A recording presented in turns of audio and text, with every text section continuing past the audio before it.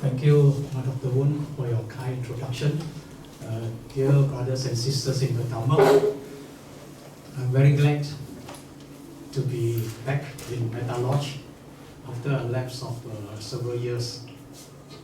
As mentioned by Dr. Woon just now, I was associated with Metta Lodge actively for 2 years during the inception of Metta Lodge.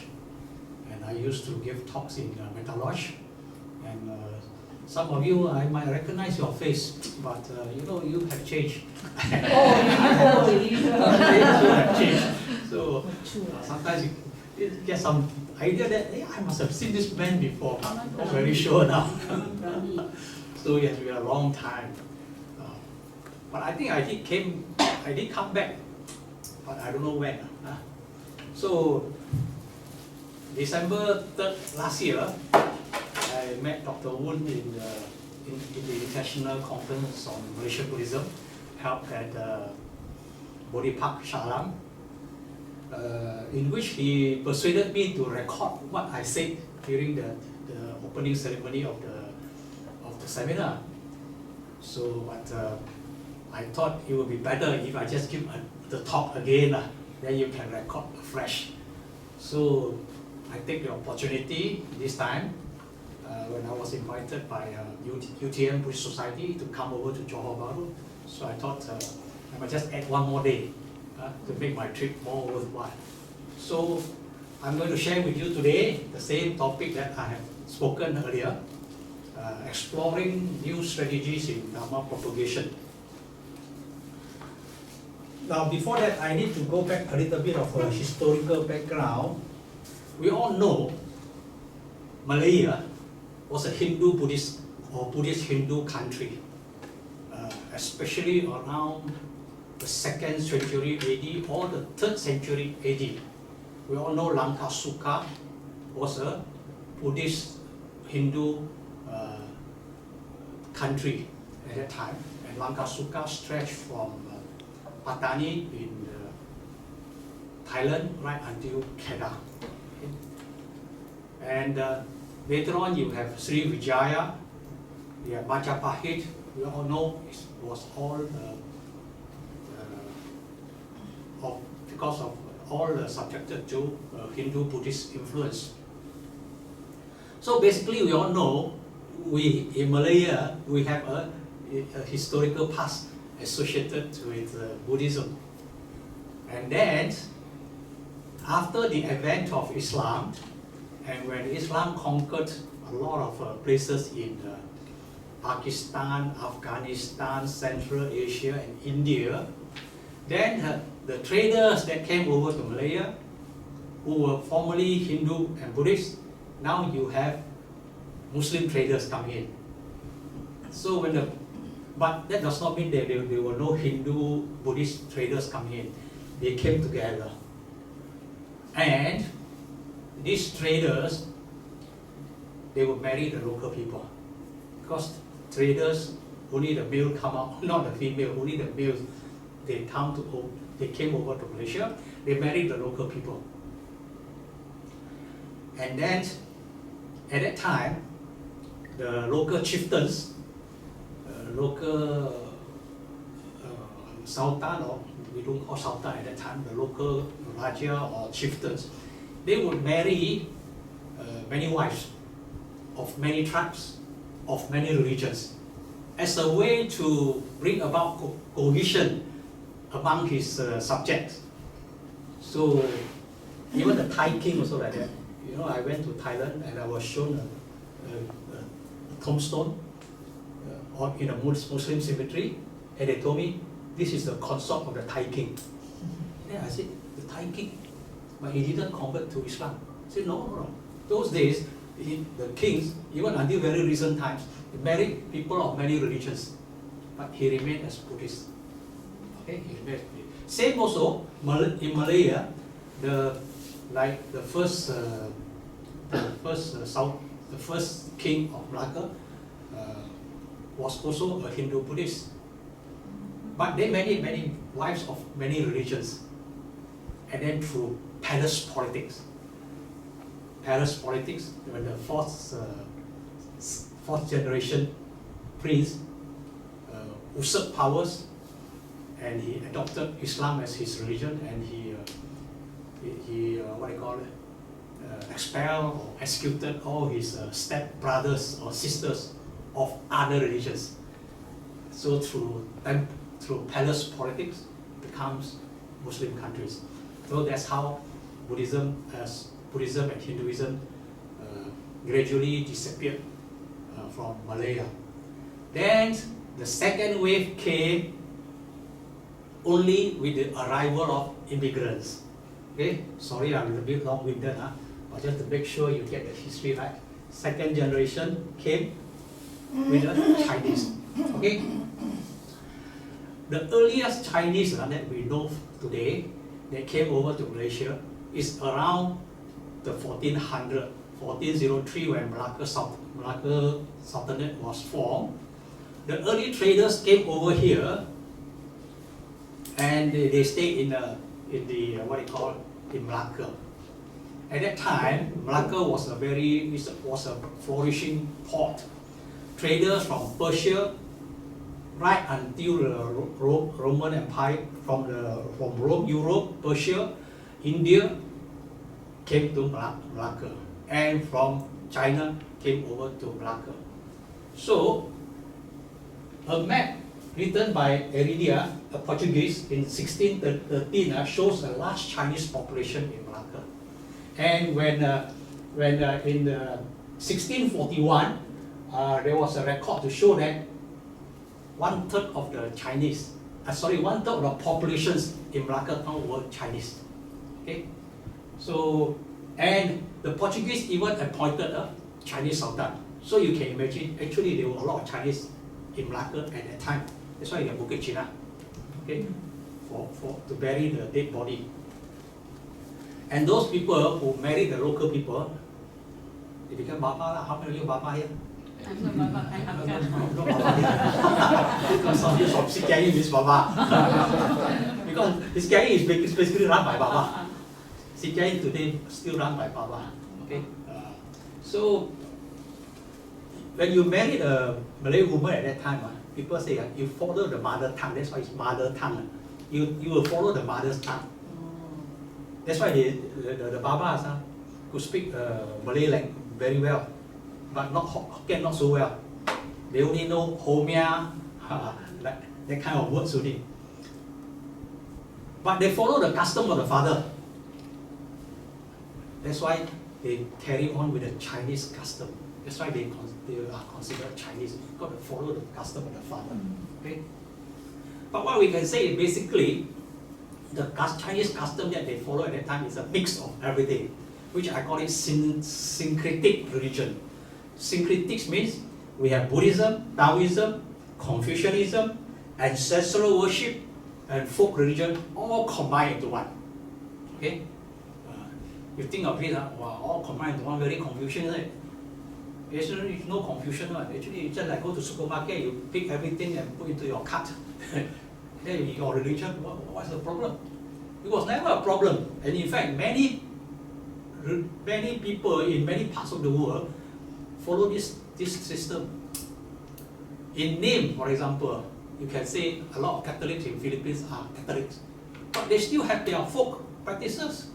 If you go to South America, you see a lot of South Americans, they are supposed to be Catholics, but actually it's a combination of Catholicism and many other practices before Catholicism arrived in that countries.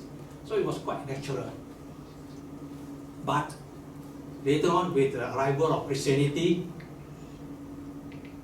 where this, I call it the Abrahamic religion, the religion of the Abrahams, Christianity, Judaism, and Islam, they dislike this idea of you adopt everything. You follow me only, you cannot follow other people. Okay? So that's how they make it very clear. You must choose only one. That's why it makes life difficult for us. When we fill up form, we have to fill up one. You cannot pick religion, similar religion, you cannot pick more than one choice. You cannot do that. Okay?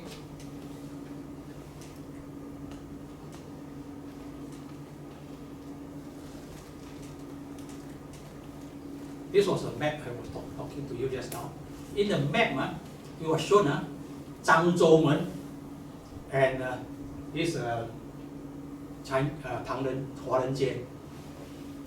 That's why most of the Baba at that time, a lot of Hokkien Zhangzhou, Fujian Zhangzhou, they came over to Malacca. Dan Xiu Xin, Dan Qing Lok, they are all Zhangzhou.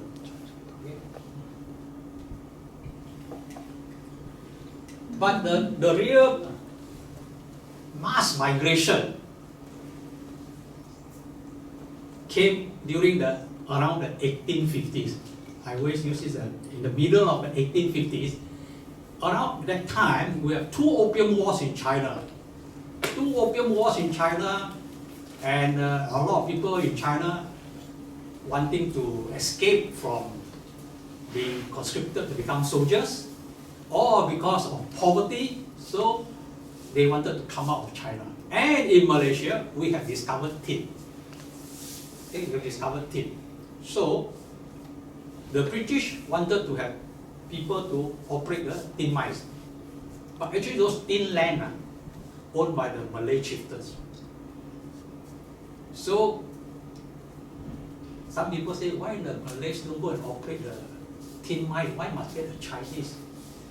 You ask this question, it's like us, like you ask, why you let the Bangladesh fella work in the factory or work in the construction site? Why don't the local people work in the construction site? The local Malays were comfortably living along the riverside or in their village without any problem. They wouldn't go to the mining to sweat it out under the hot sun, And those days mining means you go into a mountain. Before it becomes a mining land, it's a mountain, And in the mountain got tigers. At that time Malaysia got 20,000 tigers. Okay? Got tigers, got leopards, got these pythons. Very dangerous. So the locals won't go there, don't want to suffer. So the Chinese were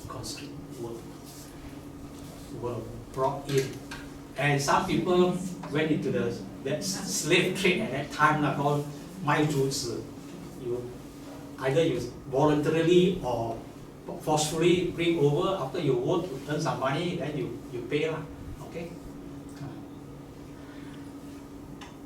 Now this was the background of our ancestors. They came over here. What religions do they practice? Same syncretic form of religions. And like it or not, some of them will die here. So they need people to perform religious rites. So some monks actually came here, including some Taoist monks also. But now since we are talking about Buddhism, we talk about some, what they call Buddhist monks. Buddhist monks came over here. Early Buddhist monks came over here. Not like today, very homia one, Those days when they came over here, they stay near the graveyard one. Stay in the graveyard. Do what? Look after the graveyard. Okay? Because their main task was, number 1, perform funeral rites for the dead. And number 2, in the environment of uncertainties, whether to invest or not to invest, whether to change job or not to change job, they have to consult somebody, the ordinary people. So they go to the monks. So these monks suddenly now become like Superman. They can tell everything. So people got problem, they go to the monks. So monks basically perform these 2 functions. Dhamma propagation? No need because they are not interested in Dhamma propagation, not interested in the 4 Noble Truths, 4 Noble Paths. Oh, don't tell me all this nonsense. Just tell me whether I should go and explore this piece of land, whether got tin or no tin. Can or not? Can means okay. And then if die already, okay, who performs funeral? Monks come and chant. That's all good enough already. So it satisfied the needs at that time. But that was around 1850. By the time of 1860, the population of Malaysian Chinese and bloom. 2 weeks ago, I was in Kampar and I visited the Tin Mining Museum, and they told me Kampar was only about 400 Chinese when they first discovered tin. Within 10 years, it became 20,000 Chinese. So that's how the Chinese population grew very fast. Then, as time goes on, you need to, the people become more and more established. Usually the immigrants, first generation suffer one, second generation better, or third generation can enjoy life already. Okay?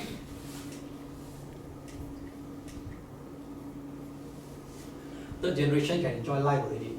So they began building temples.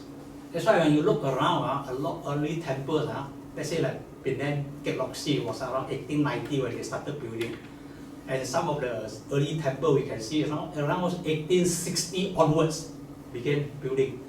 But vigorously you can see more and more building towards end of 1800, more and more buildings. And by the time of 1920, actually quite a lot of so-called Chinese temples were already established in Malaysia. Now meanwhile, I want to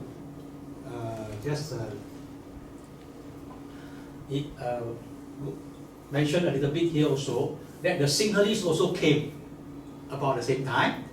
Because they need to be transported, you need railway.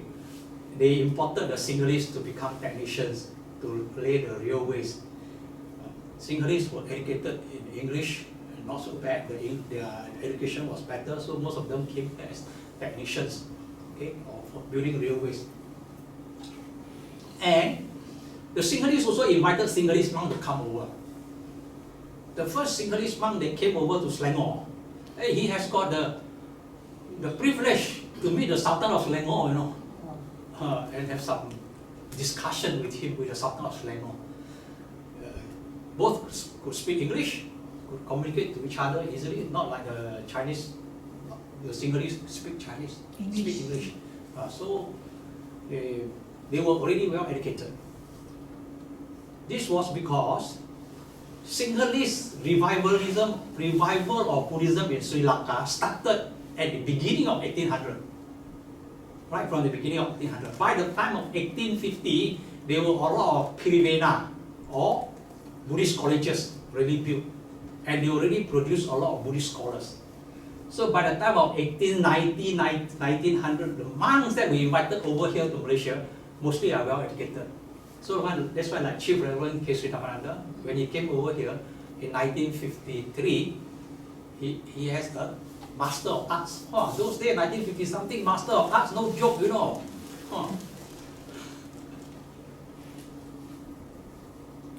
And because of that, Sri Lankan Buddhism has got a lot of big influence in Malaysia. One of the biggest influence of Sri Lankan Buddhism is to make Vesak a public holiday in Malaysia. That's why I have a book. I have written a book. You can refer to it later. Of all the Mayana countries, only Malaysia and Singapore using Vesak as a public holiday. Hong Kong, Taiwan, they don't have Vesak as a public holiday. They have the Buddha's Day as a public holiday, which is on the 8th day of the 4th month.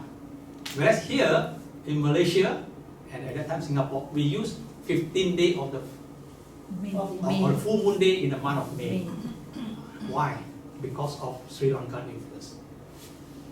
There was a negotiation going on between the Mahayana and Theravada. Finally, they accepted this. That's how we have the Vesak on the 15th day or the full moon day in the month of May.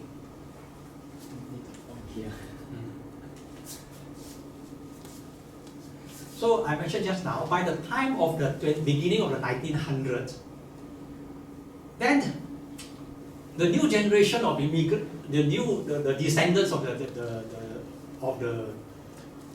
immigrants or the new immigrants, they were better educated. So they were not so contented with just funeral services or just so-called counseling. Using modern technology terms, it's called counseling lah. Our old technical word is called 问事 Mungsu. Same way, counseling lah. Now you use the word counseling more glamorous a bit. Those days our monks were counselors. Okay. Then they began to set up Buddhist organizations. So 1920, CKIA set up. 1925, Penang Buddhist Association set up. 1930 something, Selangor Buddhist Association set up. Why all these organizations set up? If you look at the preamble to the formation of the Penang Buddhist Association, you can get some insight as to why the lay people began to form Buddhist organizations. Because it was mentioned in that preamble, so that we can practice Buddhism in the right way and not practicing Buddhism that is being practiced in the so-called temples, apparently referring to the Kwan Im Teng in the Pitt Street in Penang. Because Pitt Street in Penang, all the smoke and incense and all things, and all sorts of, today we say all the rituals were all performed there. And a lot of English educated, highly educated, highly educated Chinese men felt that how can our religion be like that? And once they were exposed to Theravada Buddhism, they thought, oh yeah, there is actually another form of Buddhism. So they began to form associations. So you notice, the three Buddhist organizations I mentioned to you earlier, they all started out mostly associated with Theravada. Okay?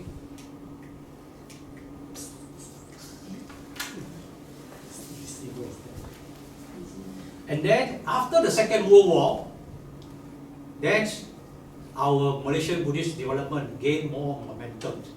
So 1949 we have restarted as a public holiday. Today it is 75th anniversary. This year is 75th anniversary for Penang and Malacca. Okay.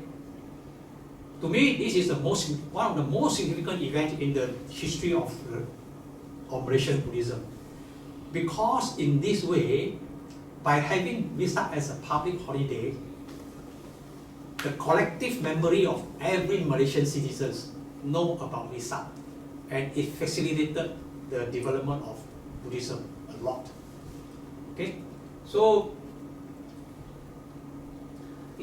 about this time also, Venerable K. Sri Ramananda came, Venerable Choo came, so they brought about some further development to Malaysian Buddhism. That you have, after that, 1970, you have the Young Buddhist movement, okay, and then the colleges. Now you have universities and colleges. So more and more organizations are formed. So more and more opportunities for people to learn about the Dhamma. And then come in recent time, you have this transnational organization, 1980s, Fo Guang Shan Tzu Chi come in. Now most recent one, Fa Gu San come in, and so on. So Malaysian Buddhism flourishing. Okay, good news, isn't it? Everywhere seems good.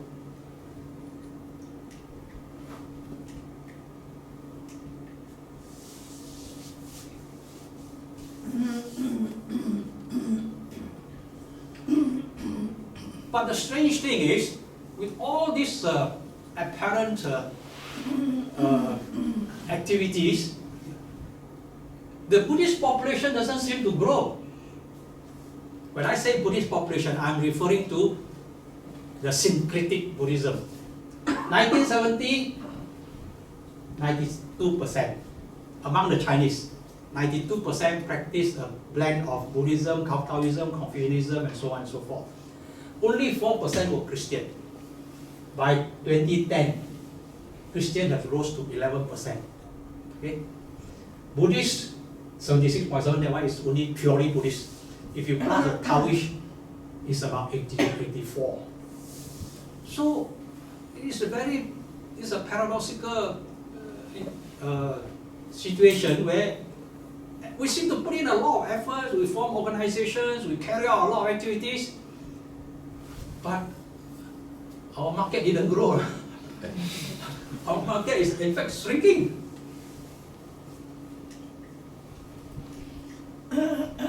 So what's wrong? What we have done already. What needs to be done? So that's why now I'm looking at this issue, I'm thinking we need to have one strategy to go for research and study on Malaysian Buddhism. Why I say so? Research and studies perform certain functions. Number one, it provides the thoughts necessary for us, like the fuel for the car. It provides the thoughts for us to revitalize Buddhism. If you look at the history of Buddhism, Mahayana came about as a way to counter the onslaught of Hinduism at that time. And Mahayana scholars like Nagarjuna, Ayadeva, Asanga, Vasubandhu, all these people developed Buddhism into what today we call Mahayana Buddhism to counter the challenges of Hinduism at that time. So we need thoughts. So research and study will provide us the thoughts to promote Buddhism. I look at the case of Chinese Buddhism. Today, Chinese Buddhism always talk about humanistic Buddhism of Venerable应顺导师的人间佛教. But before 应顺导师 talk about 人间佛教, Tai Shi大师 already talk about 人间佛教. But why people do not mention so much about Venerable Tai Shi, but more accredited their findings to, or credited their findings to Venerable應順? Because Venerable應順did a lot of studies. He produced voluminous amount of works which people could refer to. Whereas Venerable Tai Shi has got a lot of rhetorics, 很多口号, and even a string of organizations, but couldn't succeed. So it's important. Not forming many organizations may not bring us much progress unless it's supported by the thoughts. Number two, we need to have our own voice. We need to have our own voice because knowledge is power.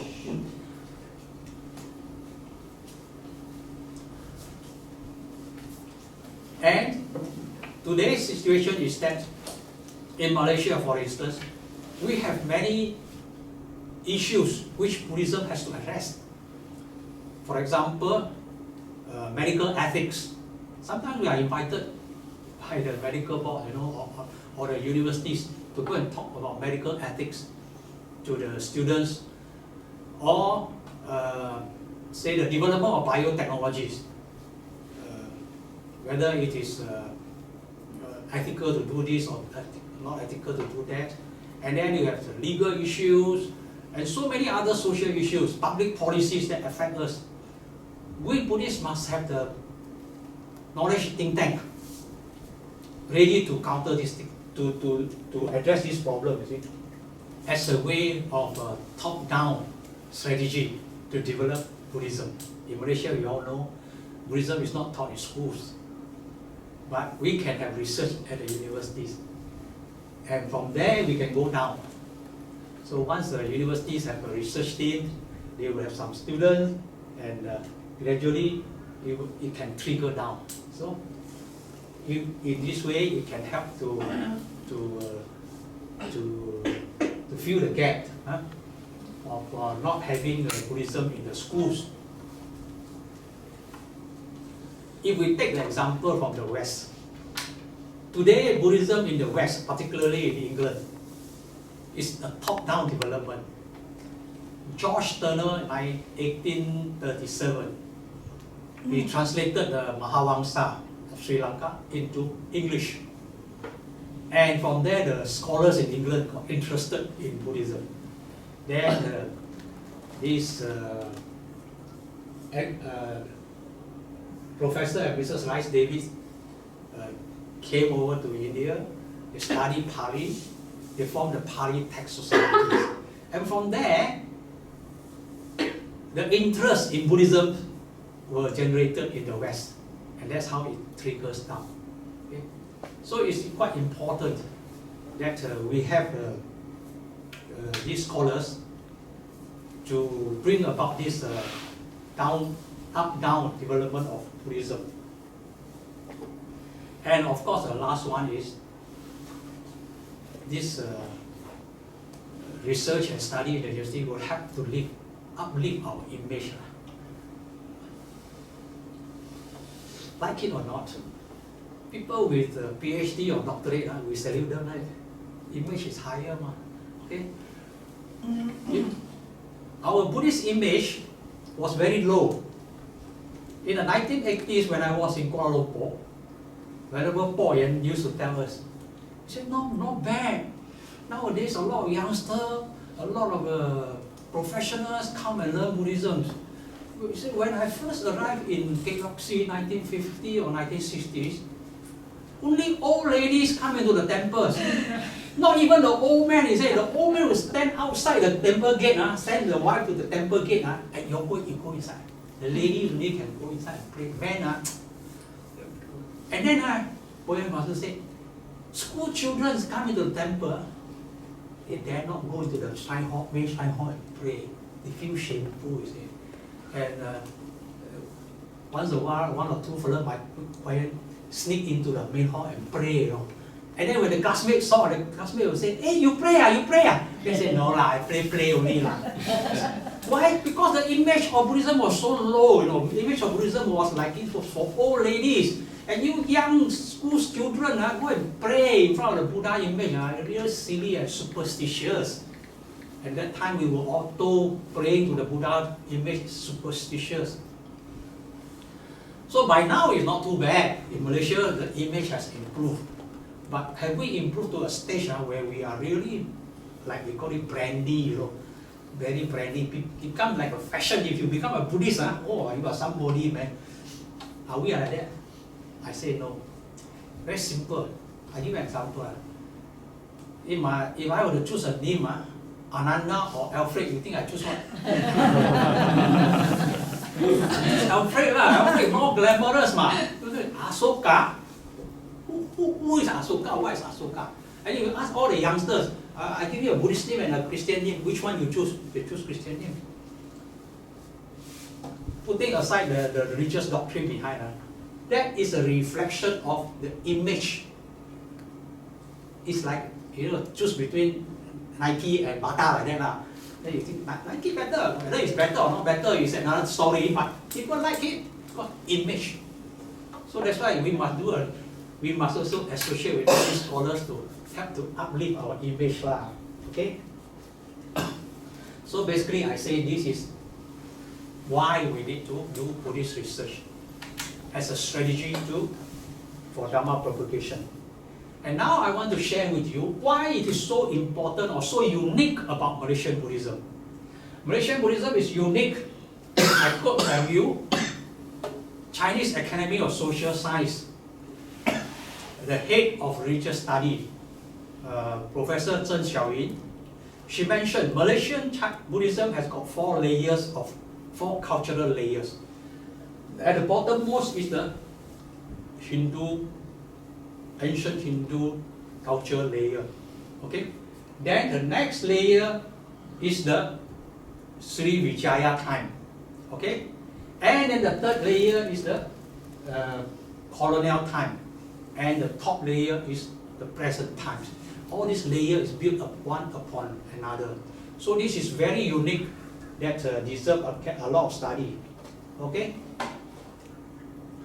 Then Malaysian Buddhism was so unique in the sense that this is multiculturalism. I don't have to elaborate much on this. You all know we have so many sects, we have so many languages. Now people tell me don't use the word sects, S-E-C-T-S, because in the Christian way, sects means must fight against each other. So say traditions. Okay, so we have different traditions, Mahayana, Theravada, Vajrayana, and then we have different language groups and so on. And then multicultural. Although majority are Chinese, 99% of the Buddhists in this country are Chinese. Okay?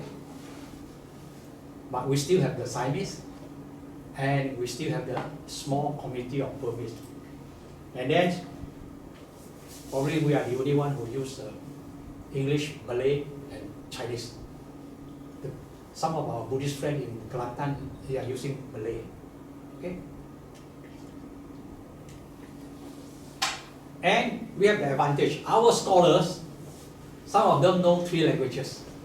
Now if we depend on the foreign scholars, most of them know Chinese very well. They don't know much about English. So you look at their references, very few about from English.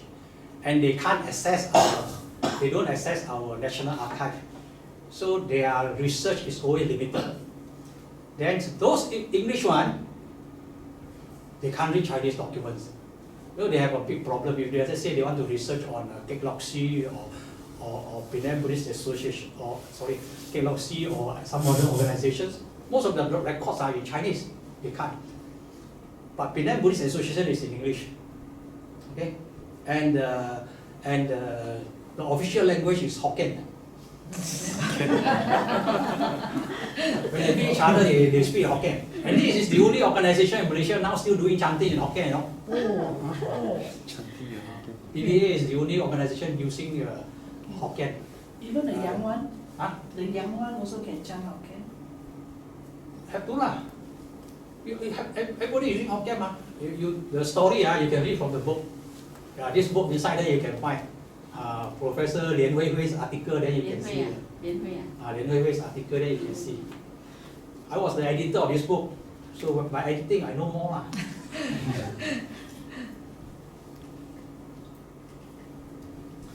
And then we have more uniqueness.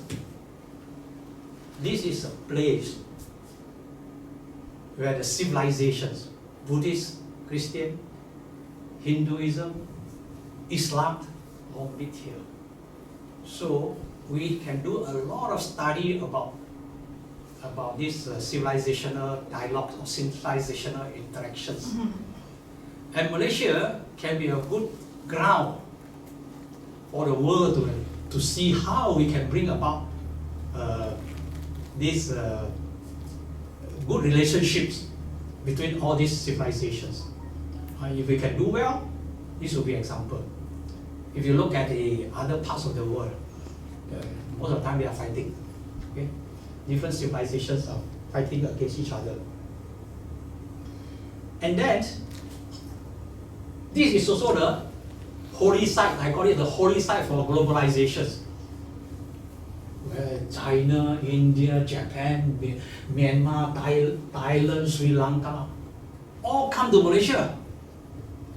So in Malaysia, you have Buddhist temples of practically every part of the world. This is like a Lumbini. You know, a lot of people go to Lumbini and build temples. We don't have to. A lot of people really build temples in Malaysia from different countries. Globalization. And then you talk about Buddhist movement. Fertile ground for Buddhist movement. Chinese Buddhism in Malaysia, I divided them into 3 types. One is called the traditional Buddhist movement. They only offer rites and rituals. Maybe some social services like what they call 师医真药, you know, medical aids and things like that. But they don't do much propagation, Dhamma propagation. But their roles are still important. Then you have another category which is called the 人间佛教,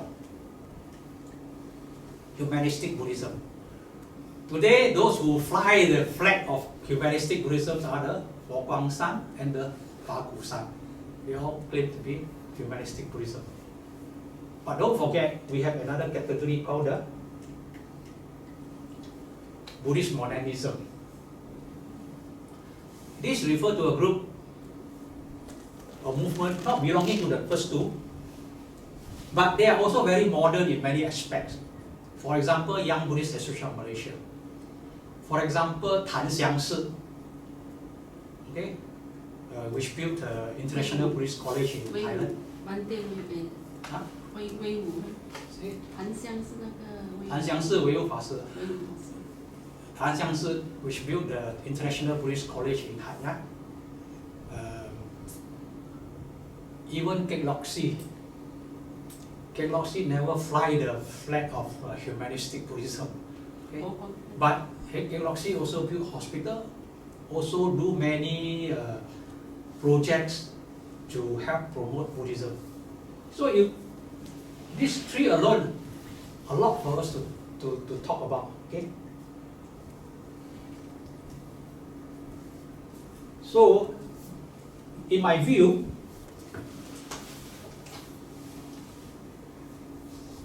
a lot of research has been done. We have held 8 international conferences on Malaysian Buddhism. But I noticed most of the research were on descriptive history, I would say, about the past, about the glorious day of, say, Kek Loxi or Malacca's Kuan Yin Peng and things like that. But very little research on contemporary topics. So that's why the Yayasan Belia Buddhist Malaysia, we join hands with UTA or University Tunku Abdul Rahman. We carry out a series of research, and you can see that our research are more focused on contemporary issues. For example, the use of education technologies in campuses. Then the traditional Chinese religion decline and the revival. This is where we produce this book. There is a book that we produce. You can see the soft copy in the internet. And then psychological effects of mice on the Malaysian meditators.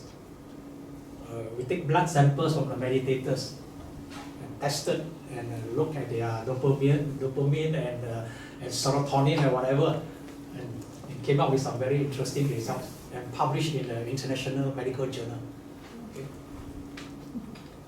And then we have a scholar which deals with the impact or the influence of Buddhism in our Malay civilizations. And then we also recorded using the 3D cameras streets or roads that has got Buddhist connotations. For example, Brickfield's Jalan Perhala, which was formerly called Temple. Okay, so with that we link the past to the present. The name is past, but now we are promoting it, and it can become a tourist product. So research need not be very boring. Okay, it can be very relevant. And we also funded this Healthy Mind and Well-being Center in Utah, where last week we had an exposition on life, living and death. So these are the things we are doing. And this Saturday, in a few more days, we will have another seminar in Utah, Sungai Long, where we will present the 3 papers. Just now I mentioned to you. Number 1 is about the meditator's mind, how meditation affects their mind. Number 2 is about the strict names, and number 3 is about the use of technologies. So this is the research and study areas that we hope to promote. You know, research studies that like impact of social change, impact of westernization, modernization, inter-religious relationships, impact of public policies, impact of science and technologies, and so on. All these are relevant topics which we hardly can find any materials. So far, most of the materials are just some opinions from some Buddhist activists who will just get invited to the universities or what, and just simply talk lah. That's what I do. No authorities. Sometimes cannot quote references. So that's why we set up the this what we call the Utah Buddhist Research Center. Okay, so this is the Utah Buddhist Research Center, which has already been set up. Actually, like Metta Lodge, you can also go to this research center. You may have to come up with a fund of say 10,000 or 20,000 or what to get the universities to do a research on the Metta Lodge itself. Then they can come up with a report which has got an academic favor lah. Not that we don't know how to do it, we can do it, but just like Reverend just Jason Pastor say, Jason Pastor say, we are like cook, we just know how to cook, but we didn't write the menu, or we didn't write the recipe book. So if you get the university to write, then it can be even published in the international journal or what academic journal. For example, Jalan Berhala, what is there to write? But the academicians know how to write lah. So they write now. It's going to be published in the Star newspaper about Jalan Berhala, and it's going to be published in a social science article. So in a way, that's how we bring up the image of Buddhism. Okay. Now, just now I was talking about research as a strategy. I want to go one step further. All this research, if it remains in the universities, then it is just remain in the ivory tower of not much use to us. So we have to bring it down. We need the next layer to bring it down to the masses. So I come up with this idea, we call it everybody preaching Buddhism. Everybody must be a preacher. Okay? One of the problems with us is that we Buddhists are like this, and this is described, not I describe, somebody else described. Buddhists, lay Buddhists are just like those people by the ring watching the game. The monks and nuns, they are the ones who are playing. We offer dana, we clap, we cheers. Oh, very good, carry on. Our role is just to support them. We have no other roles. So if you look at the Buddha net, it is mentioned there in the Buddha net. This is a very wrong concept. It's a very wrong concept. So I say in the past, Buddhism was preached by the monastics. From the time of the Buddha until today, always been the main pillar has always been the monks. The pre-Dhamma propagation has always been by the monks. But don't forget, even during the time of the Buddha, they were lay preachers. Chitta and Harakas both were two known lay disciples of the Buddha, known for their Dhamma preachings. And of course, in Mahayana, you have Vimarakirti, Vimoche Jisu. They were already lay peoples at that time. But fundamentally, the role was played by the monks. Okay? And then only in recent times, we have some prominent lay Buddhists emerge. For example, in China, you have Yang Renshan. Yang Renshan was mentioned by this American scholar as the father of modern Buddhism in China. But he was a layman. Okay? Then you have in India, Anagarika Dhammapala. You have Colonel Olcott who came over from USA. They were all lay people. So lay people began to play more and more important part in Dhamma propagation. But we have to move from this so-called prominent lay Buddhist to every one of us. Every one of us must be preaching Buddhism. Then only our market can expand. Okay? You only depend on a few salesmen, cannot. So, our Dhamma preaching today should focus on rethinking or remolding our Buddhist concept our role as lay Buddhists. All this while, we have always been told, monks 住持佛法, lay people 护持佛法. The monks are the what they call the master of the Dhamma. Okay, the lay people are the supporters, and we are also told our biggest merit is to offer dana to the monks.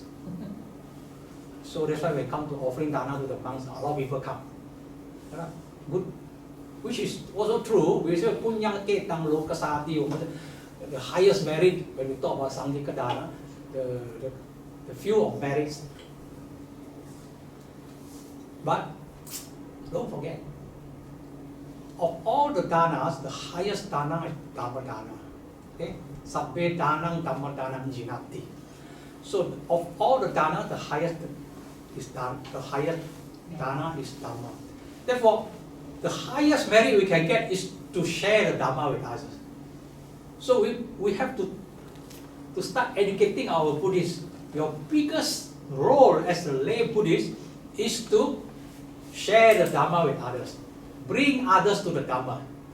If you cannot share, you can bring others to the Dhamma. Okay? The Hataka,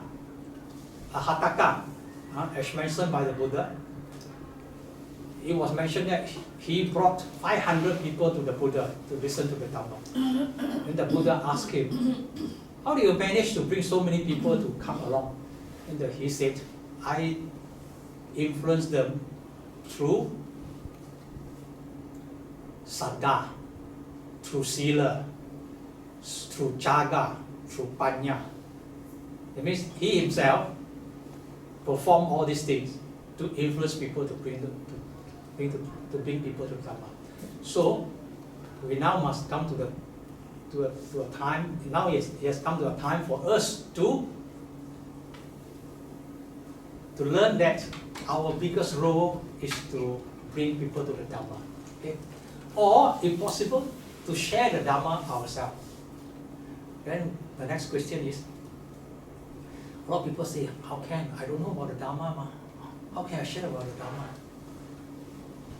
You know, the Dhamma can have very, I call it philosophical or complex, can be very useful daily practices, can be even stories. So if you cannot talk about sophisticated sunyanta or dukkha and whatnot, definitely you can talk about something about everyday life. You can talk about Sikalavara Sutta, you can talk about Mangala Sutta, or certain things in our daily life. If not, you can even tell stories. There are so many stories in Buddhism. Definitely there's something that we can do. It's just like water. You're a great scientist, you can talk about electrolysis of water. You can talk about steam power, okay? Converting, gaining energy from the water. But if you don't know all these things, definitely you know how to drink water to quench your thirst, or to use water to wash your clothes and things like that. So it's a level. So Buddhists must build up this confidence. So, are you all ready? Preach the Dhamma. Okay? You cannot preach the Dhamma, bring people to the Dhamma. Okay?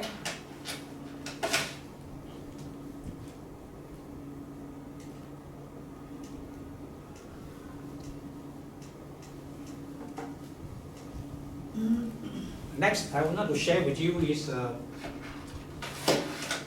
innovative rituals.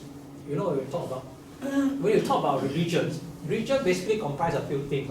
The founder of the religions, the rituals of the religions, the teachings of the religions, the organization of the sangha of the religions, and all these things. Actually, the teaching sometimes is very difficult to touch, to feel, to sense it. But what is obvious, most conspicuous part of a religion is the rituals. So if you are an outsider looking at Buddhism, what is the most outstanding feature of Buddhists, you will notice, oh, Visa procession, or Sanjikadana, or this Katina celebration. Because that's what they can see. So rituals is the most important one. And rituals is the one that they can sustain the life of a religion, even though if the teaching has disappeared. For example, Taoism. Today most people don't know Taoism. Including Taoist monks who don't know about what is Taoism. What is what does Tao Te Ching talk about? They may not know. Okay, what is Tao Jiao San Qing? They might not know. But surely they know about Taoist monk come and do chanting. They know about that. So the rituals is a very conspicuous part of a religion, and people look at it. Sometimes they like or don't like a religion because of the rituals. So in a study that we have conducted using this one, in this report, you can see that actually quite a lot of people, 30-something%, they have not, they view Buddhist our rituals as superstitious. So there's something wrong with our rituals. We cannot make our rituals appealing, you know, especially to the young people. So that's why I'm thinking we have to innovate our ritual in such a way that it is more appealing. So I give you an example. I see some of the innovations done in Taiwan. Let's say they do a Buddha celebration. Buddha Here we still use a plywood. Put all the names there, yellow paper, stick the yellow paper on the plywood, or the red one for the living one. And then the monk will do chanting and then come and tick here, tick here, tick here. If 10,000 means tick 10,000. But in Taiwan, the name does not appear on the whiteboard, on the plywood anymore. It comes down from the ceiling. Come down from the ceiling, drop down. It's actually using projection. So it comes down from. So it's very modern and very. It's a different feel altogether. You know, the feeling is different. So I think it's high time we have to think along this line. And I think if you look at some of the rituals performed in Taiwan now, they're very much more modernized, much more clean and neat. You know, not like ours. It's still very. I cannot use too negative terms, but just not so appealing. Okay. So now there are at least two important rituals in our life. Number one, when we die, and another one is marriage. So our funeral rites, how can we change our funeral rites so that it becomes something that the youngster can appreciate and feel better, right? Of course, there is already a lot of changes, you know. 20 years ago, a lot of us still wear black. Now almost everybody wear white. According to my scholar friend Tan Li Wei, who wrote a book on the revitalism of Buddhism in Malaysia, he said this changing to white is influenced by the revival of Buddhism in Malaysia. It's influenced by the revival of Buddhism in Malaysia. So we can bring about certain changes. And I only hope that we can bring about more changes that will make our funeral rites more appealing, okay? And not become a source of condemnation by other religions. And then our marriage rites, can we make it such that everybody like to come to the Buddhist marriage, you know? In Japan, a lot of people in Japan now, not only now, I mean, even in the past, after the Second World War, most of the marriages are conducted in following Christian style. Why? They are not Buddhist, they are not Christian, but they say the Christian one is so nice. They feel so good about it. So what's wrong with Buddhist rites? Okay? We organized in Malaysia. We did try Buddhist marriage rites, and one of them was conducted in one of the temples in KL, and some of our friends who are not in the Buddhist circle, they came, observed with it. After that, they say so boring. Chant 1 hour, you see. And you have to stand there and chant for 1 hour. And then when they came in, when the couples came in, they carry the flag, the vertical one, the vertical flag, I don't know what is written there, I don't know lah. Vertical flag, like that. You know what? What is this linked to? It's linked to funeral rites. We cannot deny, sometimes this kind of association, mental association does happen.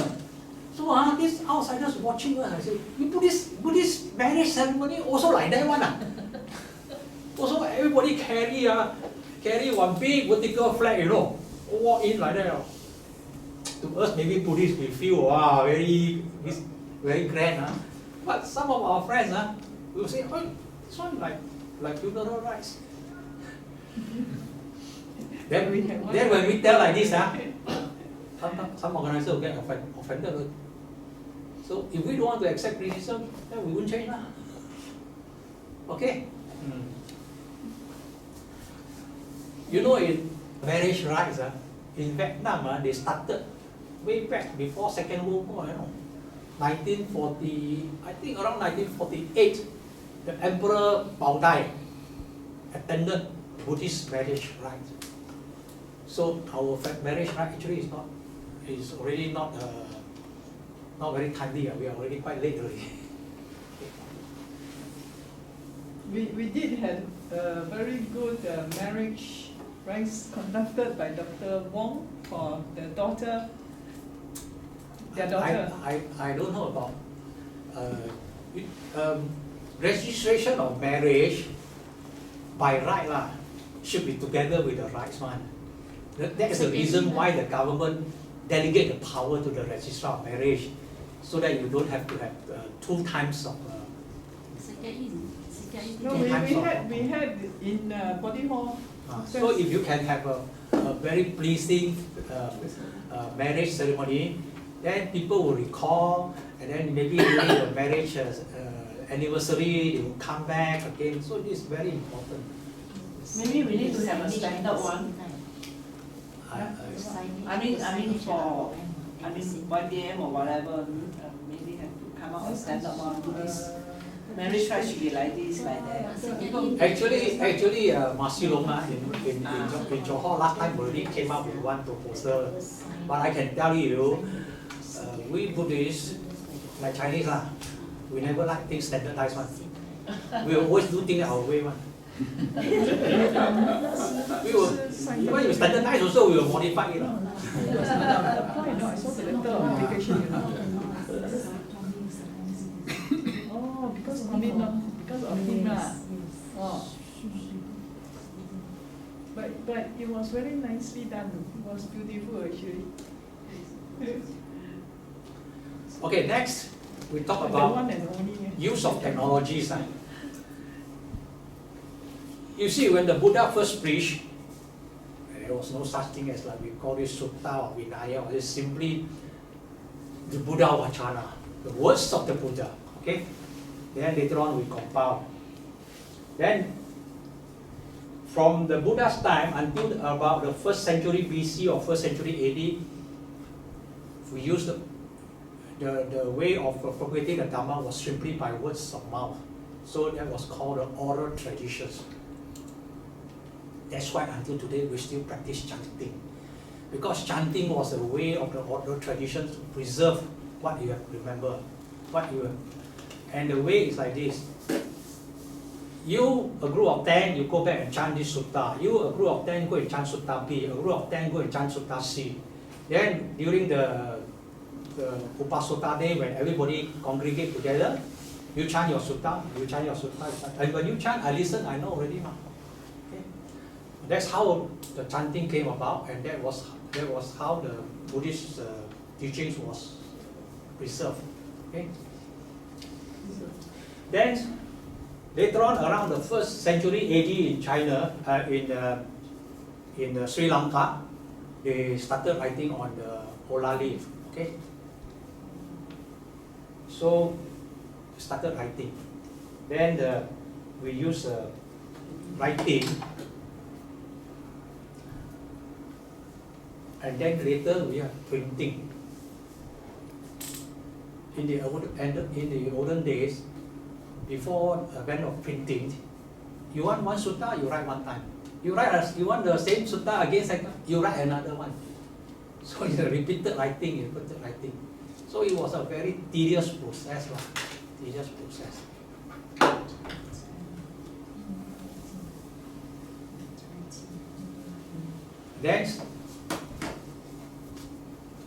Then the Chinese were said to have invented printing. When Yang Renshan started printing, today you can still see in Nanjing, Jingling, Kejing Choo, his printing block, wooden piece. People engrave the words onto the printing block. Then the printing block is just like stamp on paper. It was and in Korea you still can find one. There's one temple in Korea where you can see all this, which is now listed as a UNESCO heritage. The blocks printing. Then come modern printing, where Gutenberg printing from Germany came in. Then it's much faster. When I was in primary 1, I visited Huanghua Zhibao or Xingbing Zhibao in Penang. Printing was still not easy, you know. They had to pick the words one by one. How you know, today we just type. Still we complain slow. I see. So now we have electronic, and then we have audio visual, and so on and so forth, and then we have multi-state. Then now we have AI, and so on and so forth.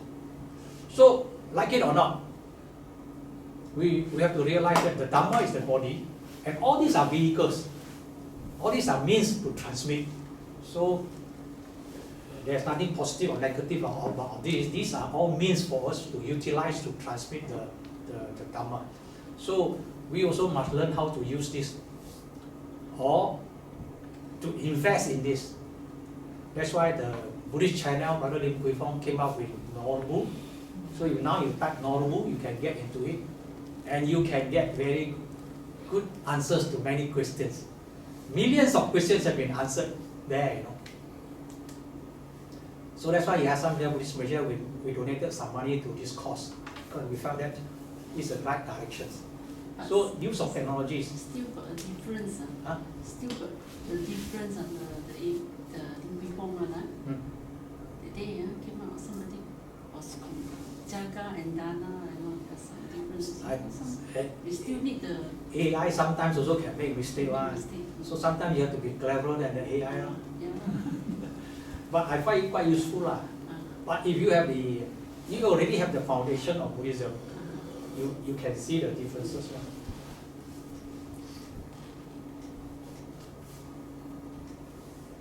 But of course, we know the problem of technology today, the information explosions.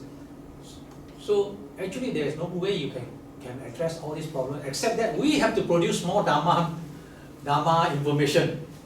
Otherwise, we will be flooded with a lot of fake news and fake Buddha quotes and so on and so forth. So we need to invest in this.